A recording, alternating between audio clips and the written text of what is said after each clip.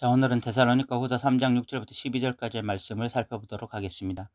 여러분들은 교회에서 일상에서 어떻게 그리스도인을 살 것인가에 대해서 얼마나 많이 들어오셨습니까? 저는 모태신앙으로 이 교회에서 성장하면서 일상의 삶에 대한 신앙적 가르침은 너무 미미하게 들어왔던 것 같습니다. 제가 가장 많이 들었던 메시지는 주로 예배, 기도, 성경 읽기, 전도, 교회 봉사와 같은 이 종교적인 영역들이었습니다. 일상에 대한 설교들은 가끔 듣기는 했지만 너무나 추상적이고 넓은 범위의 이야기라서 실질적으로 이 일상에 적용하려고 하면 할 것이 없는 막연한 이야기가 되곤 했습니다. 또한 그런 관점에서 성경을 보면 늘 성경에서 말하는 것이 좀 더 기도하라, 좀 더 성경을 읽어라, 좀 더 교회를 위해서 열심을 내는 신자가 되라, 그런 어떤 종교적인 영역을 강조하는 것이 성경의 메시지로 보였습니다. 그런데 목회자가 되어 이 성경을 보다가 깜짝 놀랐습니다. 성경은 종교적인 영역보다는 삶의 영역을 더 많이 이야기하는 책이었기 때문입니다. 성경은 우리가 얼마나 기도하는지, 우리가 얼마나 성경을 읽는지 관심이 있지만 그것은 목적으로서가 아니라 도구로서 관심이 많은 것입니다. 성경이 진정 추구하는 것은 기도를 통해, 성경 묵상을 통해 결국 일상에 삶에서 주님의 주되심을 드러내며 사는 삶을 원하는 것입니다. 이 깨달음을 얻는 데 상당히 오랜 시간이 걸렸습니다. 그런데 이것은 제게는 어떤 면에서 제2의 거듭남이라고 말을 할 수 있는 획기적 사건이었습니다. 이 오늘 본문도 마찬가지입니다. 늘 영적이고 늘 종교적인 것에 관심을 두고 있는 사람은 이 본문이 크게 와닿지 않을 수 있는 본문입니다. 그런데 사도 바울은 이 문제를 너무나 중요한 문제로 두고 이 문제를 해결하기 위해서 또한 데살로니가 후서를 쓴 것입니다. 그것은 게으름에 대한 문제입니다. 6절을 읽어보겠습니다. 형제들아, 우리 주 예수 그리스도의 이름으로 너희를 명하노니 게으르게 행하고 우리에게서 받은 전통대로 행하지 아니하는 모든 형제에게서 떠나라 라고 이야기하고 있습니다. 여기 게으른 자가 나오는데, 그런데 여기서 게으르다는 것은 종교적으로 게으르다는 말이 아닙니다. 성경 읽기를 게을리하거나 기도 생활을 게을리했다는 것이 아니라 일상의 삶에서 열심히 일하지 않고 나태하게 생활하는 것을 의미합니다. 사도 바울은 이는 우리에게서 받은 전통대로 행하지 않은 것이라고 말을 합니다.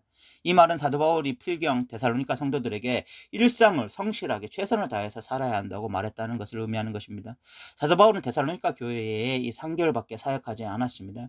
그 3개월이라는 시간은 너무나 귀한 시간이었을 것이고 데살로니가 교회 성도들에게 이 가르칠 때 중요한 것들로부터 가르쳤을 것이 분명합니다.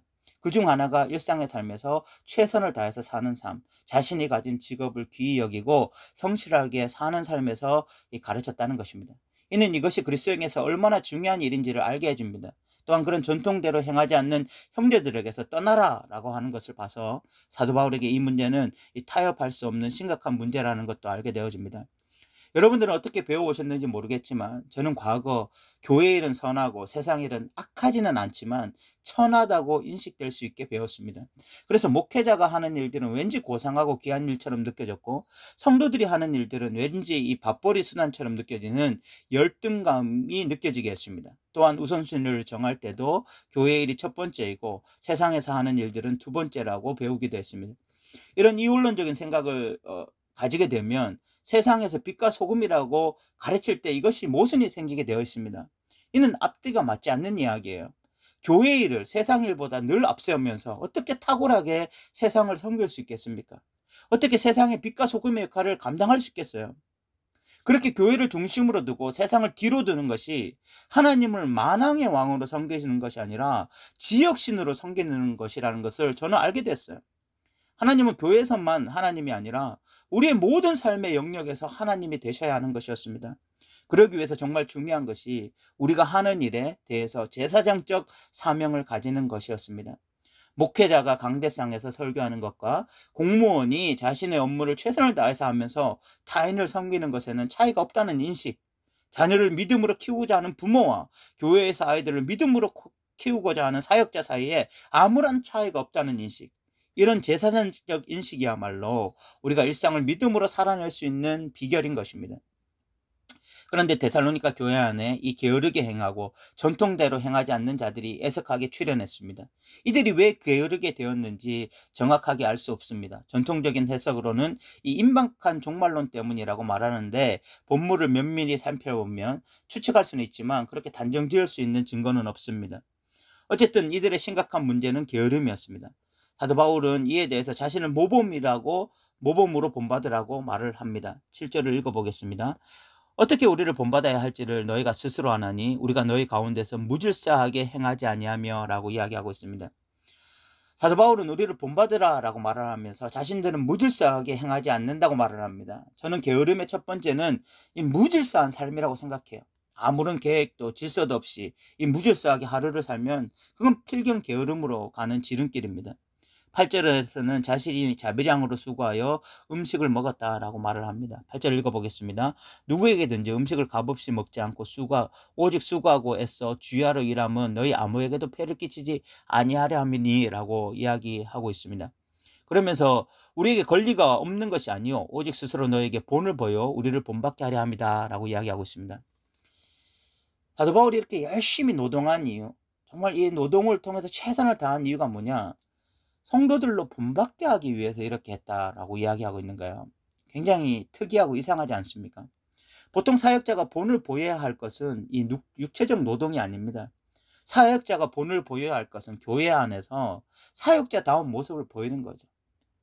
성경 읽는 모습, 기도하는 모습, 또 교회를 섬기는 모습, 이런 모습들을 통해서 사역자다운 모습을 통해서 정말 이 본을 보여야 되는데 그런데 사도 바울은 천막 만드는 일을 하면서 그 육체 노동 중에서 상당히 이 천막 만드는 일은 강도 높은 노동이었거든요. 그 일을 했을 때에 사역적으로 불편한 부분들 분명히 있었을 거예요.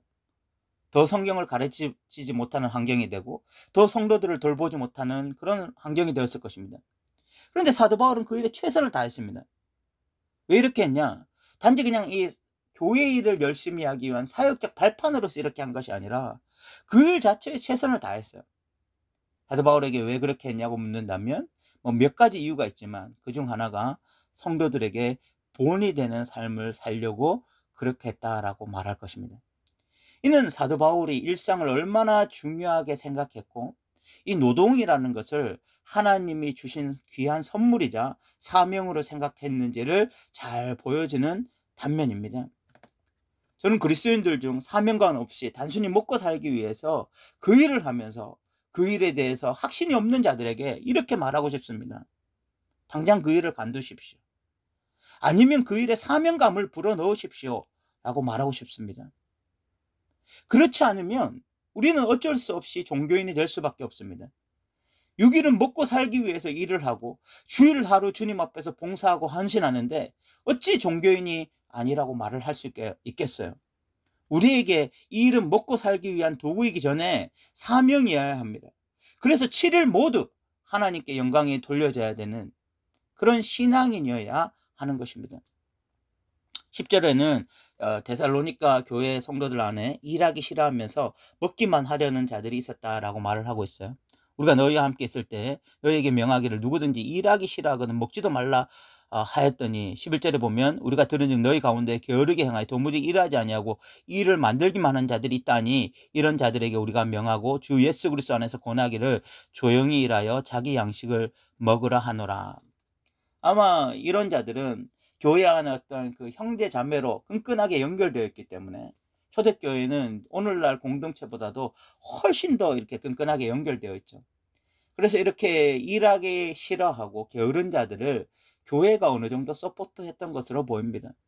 그러면서 이 사람들은 일하지 않고 오히려 그냥 편안하게 남들 도와주는 것을 당연하게 받아들이면서 그냥 이렇게 먹고 마셨던 것 같아요. 사도 바울은 이런 사람들에게 조용히 일하고 자기 양식을 위해서 열심히 일하라 라고 이야기하고 있습니다. 저는 성경 보고 기도하는 것과 일상을 분리하는 이 이원론적인 생각으로는 절대 그리스도인답게 살 수 없다고 생각합니다. 하나님은 주일만의 하나님이 아니라 일상에서 하나님이 되시길 원하십니다. 그런데 우리가 일상에서 가장 많이 에너지를 쓰고 가장 많은 시간을 소비하는 것이 우리 일상이에요. 우리 일입니다. 우리가 일을 하면서 시간을 가장 많이 보내잖아요.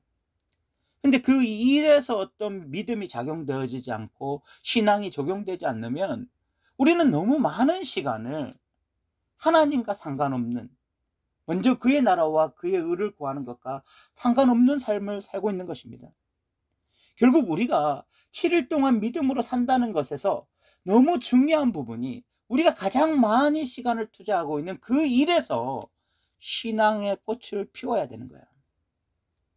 그 신앙의 꽃을 피운다는 것이 어떤 다른 측면보다도 성실하게 최선을 다해서 자기의 일을 하는 것에 그 의미가 있다는 것입니다.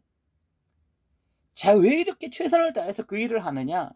단순히 먹고 살기 위한 것도 아니고, 또 사람들에게 인정을 받고자 하는 것도 아니고, 더 높은 자리로 올라가고자 함도 아니고, 더 많이 가지려고 하는 이유도 아닙니다. 바로 이 일이 내게 주신 사명이다. 하나님이 이 일로 나를 부르셨다. 이 사명감으로 하루하루 최선을 다해서 사는 것입니다. 그렇게 살아가는 삶 자체가 빛과 소금의 역할을 감당하는 하나의 측면이 될 수 있는 것입니다. 우리 사랑하는 성도 여러분, 게으름은 이것은 그냥 삶의 태도의 문제가 아니라 죄입니다. 죄. 게으름이 죄인 이유는 하나님이 우리를 부르셨는데 그 부르심에 제대로 반응하지 않고 있기 때문에 그런 것입니다. 하나님의 뜻에 위반하는 행위예요. 하나님의 뜻하면 여러분들 종교적인 것만 생각하는 것이 아니라 이제는 우리가 우리의 삶에서 이 시간을 잘 활용하여 최선을 다해서 사는 것입니다. 우리가 할 수 있는 역량을 발휘해서 내일에 최선을 다해서 사는 거야. 바로 우리가 이런 주님 앞에서 최선을 다해서 살아갈 때 이것이 또한 하나님 앞에 영광이 돌려질 수 있다. 이것을 꼭 기억하셨으면 좋겠습니다. 들어주셔서 감사합니다.